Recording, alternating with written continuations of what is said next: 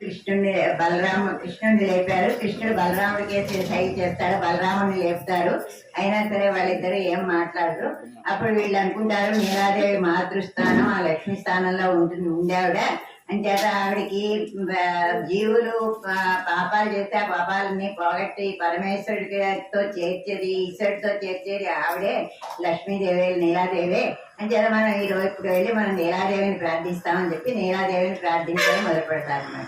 అంటే మన భాగవత ప్రకారం అయితే రుక్మిణి పట్టమహిషి, కానీ ద్రవిడ ప్రబంధాల ప్రకారం నీలాదేవి పట్టమహిషి. ఈవిడ యశోద యొక్క సోదరుడు అయిన కుంభుడు కూతురు. ఈవిడ 7 ఎద్దెలను కట్టి ఈవిడ్ని వివాహం చేసుకుంటారనమాట. ఈ నీలాదేవి వీళ్ళ ఇంటి పక్కనే ఉండేది. చిన్నప్పటి నుంచి నందుని కోడల, నప్పిన పిరాటి అని పిలిచేవారు అనమాట. అటువంటి నందుని కోడలని ఇదివరకైతే నందుని భవన రక్షకుడు, నందుని కుమారుడు వచ్చాడు. ఇప్పుడు నందుని కోడల అని సంబోధించి పిలుస్తున్నారు అనమాట. ముందు మెలకడెత్త నోడాదు తోడువలియన్ నందగోపాలన్ మరుమగలే నెప్పిన్నాయి. ముందు మెలకడెత్త నోడాదు అంటే మదజలములు స్రవించుతున్నటువంటి ఏనుగు ఎంత బలం ఉంటుందో నందగోపుడు కూడా అంత బలం కలవాట. అంత బలం కల నోడాడు తొడివియన్ వీడు వెనితీయని భుజబలం కలవాట. అంత బలం కలవాడేంటంటే నందగోపాలన్ మరుమగలే, నందగోపాలని యొక్క కోడల నప్పినాయని కూడా ఈవిని పిలిచేవారు అనమాట. ఈవిడికి నందగోపుడు కోడలని పిలుచుకోవడమే చాలా పెళ్ళయ్యాక ఎవరికైనా స్త్రీలకి మామగారి ఇంటి పేరు కానీ వాళ్ళ భర్త ఇంటి పేరు కానీ పెట్టి వెళ్ళుకోవడమే వాళ్ళకి గౌరవ సూచకంగా ఉంటుంది. అలాగే సీతాదేవి దగ్గరికి సించుపావృక్షం కింద ఉన్నప్పుడు ఆంజనేయ స్వామి వెళ్ళినప్పుడు ఆవిడ గురించి తెలుసుకోవాలన్నప్పుడు నేను దశరథ సుష్ణాహం అంటుంది. నేను దశరథుని కోడలు అని ముందర చెప్పి తర్వాత జనక మహారాజు కూతుర్ని అంటుందంట. అంచేత వివాహం అయ్యాక ఎవరికైనా సరే తన మామగారి ఇంటి పేరు పెట్టి పిలుచుకోవడమే గౌరవంగా ఉంటుంది. అటువంటి నందగోపుని కోడలైనటువంటి ఓ నీలాదేవి కందం కమలి కుయే కడే తెరవాయి. కందం కమలి కుయే అంటే నీ అంతా మాకు తెలుస్తోంది, అంతా పరిమళం వస్తోంది. నీ భవనంలోంచి అంతా పరిమళం వ్యాపిస్తోంది. అంటే వ్యాపిస్తున్నట్టే అంటే వీళ్ళ ఉద్దేశం ఏమిటి?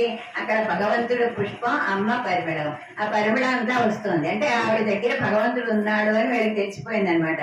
భగవంతుడు నీ దగ్గర ఉన్నాడు అని చెప్పి మాకు పరిమళం వస్తుంది. కడేది 20 నువ్వు తలుపు తీయి, పరిమళం గల పువ్వులు పెట్టుకుని పరిమళం గల జుట్టుతో ఉన్నావు నువ్వు.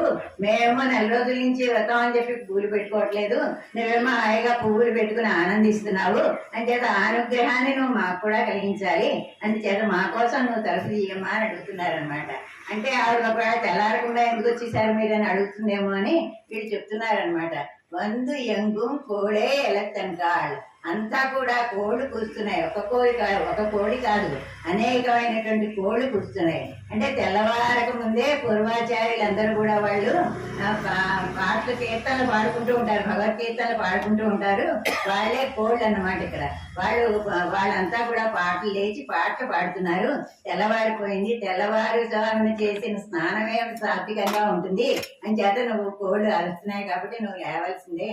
అంటే పూర్వాచార్యులు అంటే వాళ్ళు ఏంటి, ఈ జీవితంలోని ఈ జగత్తులోని సారాసార వివేకాన్ని గ్రహించి అందులో భక్తి జ్ఞాన వైరాగ్యాలతో ఏది గ్రహించాలో ఏది వదిలేయాలో వాళ్ళకి తెలుస్తుంది అనమాట. కోడి చెత్తకుప్పలో ఆహారం కోసం వెతుక్కుంటున్నప్పుడు అనేది ధాన్యపు కింద కోసమే చూస్తుంది, కానీ ఆ రత్నం వచ్చినా కూడా బయటపడేస్తుంది. అలాగే ఈ పూర్వాచార్యులైన వాళ్ళు ఆధ్యాత్మిక పనులందరూ కూడా ఈ సంసారాలోంచి సారాన్నే తీసుకుంటారు, కానీ సారాన్నంతని కూడా వాళ్ళు వదిలేస్తారనమాట. అలాంటి పూర్వాచార్యులు వాళ్ళు పాటలు పాడుతున్నారు. తెల్లవారుజాము అయిపోయింది, నువ్వు లేవమ్మా అని అడుగుతున్నారు ఉంటారు. అడిగి ఇంకో ఉదాహరణ చెప్తున్నాం. మీరు పందలమేల్ పలకాలు కూయినంగాడు. పందరమేల్ అంటే మాధవి పందిరి మీద అనేకమైనటువంటి కోయళ్ళు కూస్తున్నాయి. మాధవి అంటే లక్ష్మీదేవి అనమాట. లక్ష్మీదేవి లత మాధవి లత పందిరికి ఎక్కినప్పుడు ఆ పందిరి శ్రీమన్నారాయణ అనమాట. మాధవి అమ్మవారి ఇప్పుడు కూడా శ్రీమన్నారాయణ్ణి ఆశ్రయించే ఉంటుంది అనమాట. ఒక్క కోయిలు కాదు, అనేక కోయిలు చూస్తున్నాయి. ఆ కోయిల గుంపు అరుస్తున్నాయి అనమాట. ఆ కోయిళ్ళు అంటే ఏంటి? ఆళ్వార్లు అనమాట. కోయిళ్ళు కూడా ఆళ్వారిలాగా పరాభృతాలే అనమాట. పరాభృతాలు అంటే ఏంటి? వాళ్ళందరూ వాళ్ళ జ్ఞానం కాదు, పరమేశ్వరుడు వల్లనే భగవంతుడి వల్లనే ఆడవాళ్ళకి జ్ఞానం వచ్చిందనమాట. అంత భగవత్కృప కటాక్షకి ఇలా అలాగే కోయలు కూడా చూడండి, ఈ కాకి గుడ్లో పెడుతుంది, దాని గుడ్డును పెట్టుకెళ్ళి పెడితే దాని అది పెద్దదయ్యా పిల్ల అయ్యాక దాని కోతకి దాన్ని తరిమేస్తుంది. అలాగే కోయలతో అందుకని ఆడవాళ్ళని కోయల్ని ఆడవాళ్ళలో పొందారనమాట. పందర్ మేలు పలకాలు కోయనగాడు పందారు వెళ్ళి మెత్తినని పేరు పాడా. నేను చిరులోకి చూస్తున్నావు, నువ్వు చక్కగా బంతి పుచ్చుకుని ఆడుతున్నావు.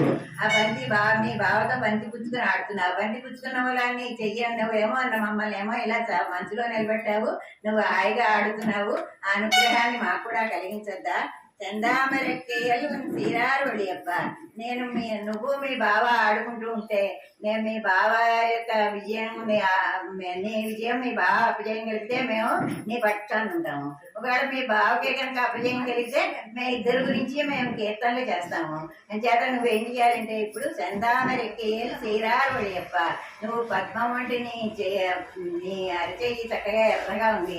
ఆ ఎర్రగా ఉన్నటువంటి చేతితో గాజులు వేసుకునే ఆ గాజులు గలగలలాడుతూ ఉండగా వెనక్కి తీసుకుని పెట్టుకోకూడదు గాజుల్ని. ఆ గాజుల్ని గలగలలాడాలి. ఆ మంచం మించి నువ్వు దిగాలి, ఆ నడిచి రావాలి. నడిచి వచ్చేటటువంటి నీ సౌందర్యాన్ని మేము చూడాలి, దాన్ని మేము అనుగ్రహించాలి.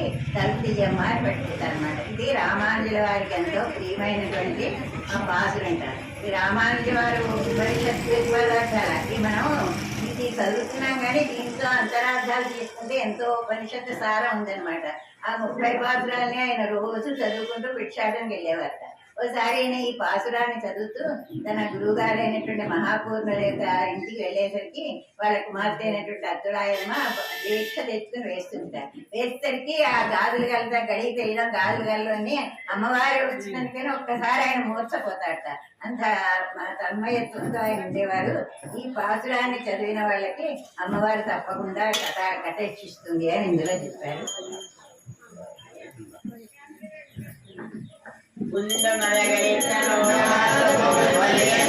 నంద గోపాల